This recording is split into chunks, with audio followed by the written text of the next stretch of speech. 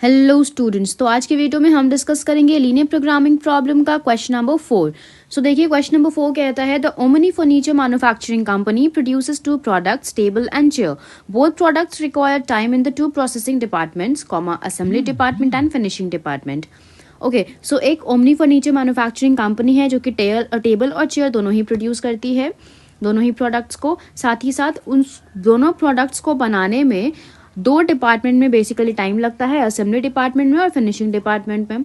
अब आपको निकालना है इसमें मोस्ट प्रॉफिटेबल मिक्स जो दोनों प्रोडक्ट्स को बना के साथ में बनेगा। तो मतलब आपको फॉर्मुलेशन बनाना है लीनियर प्रोग्रामिंग प्रॉब्लम का कि दोनों ही प्रोडक्ट्स को मिला के आप कितना ज़्यादा प्रॉफिटेबल मिक्स आप एक बना सकते हो। ठीक है, तो सबसे पहले मैंने आपको बताया था और यहाँ पे देखिए डेटा भी दिया हुआ है हर एक चीज़ का, तो आपको टेबल बनाने की ज़रूरत नहीं है इस क्वेश्चन में और पहले से आपको ऑलरेडी डेटा प्रोवाइडेड है। ठीक है, तो सबसे पहले स्टेप बाय स्टेप जाएंगे हम। स्टेप नंबर 1 में हम क्या देखते हैं? स्टेप नंबर 1 में हम निकालते हैं हमारा डिसीजन वेरिएबल। ठीक है, सो डिसीजन वेरिएबल यहाँ पे हमारा क्या हो जाएगा? अब तो आई थिंक कि काफ़ी इजी हो गया होगा आप लोग के लिए गेस करना। टेबल और चेयर, ठीक है, टेबल और चेयर हमारा डिसीजन वेरिएबल हो जाएगा। Number of units of chair to be produced will be x2 and number of units to be of table to be produced will be your x1। ठीक है, तो x1 हमारा table और x2 हमारा chair हो गया। आई डोंट थिंक कि कोई डाउट होगा स्टेप 1 में। अब स्टेप 2 पे आ जाते हैं।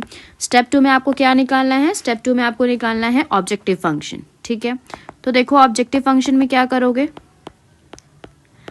सबसे पहले आपको प्रॉफिट देखना है या फिर देखना है क्वेश्चन में सबसे पहले कि कॉस्ट लिखा है या प्रॉफिट मेंशन्ड है। तो ऑब्वियसली आपको यहाँ लिखा है प्रॉफिटेबल मिक्स, यानी कि प्रॉफिट मेंशन्ड है। तो जब प्रॉफिट रहता है तो हम क्या करते हैं? हम करते हैं जेड मैक्स। ठीक है, यानी कि टोटल प्रॉफिट को हम यहाँ पे जेड से डिनोट कर रहे हैं। ठीक है, तो टोटल प्रॉफिट हमारा जेड मैक्स हो जाएगा। जेड मैक्स कितना हो जाएगा? देखो 20 है टेबल के लिए तो 20x1 और प्लस 35 है चेयर के लिए तो ये हो जाएगा 35x2।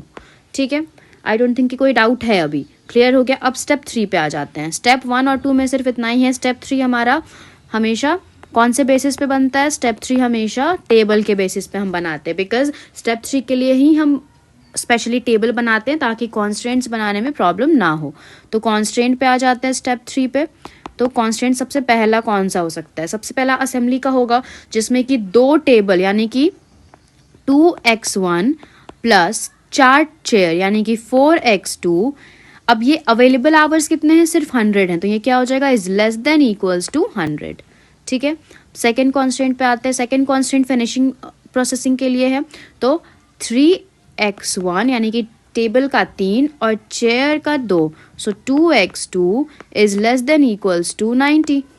ठीक है, और लास्ट में हम क्या लिख देते हैं? लास्ट में हम सिर्फ लिख देंगे कि x1 is greater than equals to 0, x2 is greater than equals to 0। Done, यही हमारा पूरा का पूरा क्वेश्चन का सोल्यूशन हो गया। अब इसके आगे आपको कुछ नहीं करना है, यही आपका आंसर है।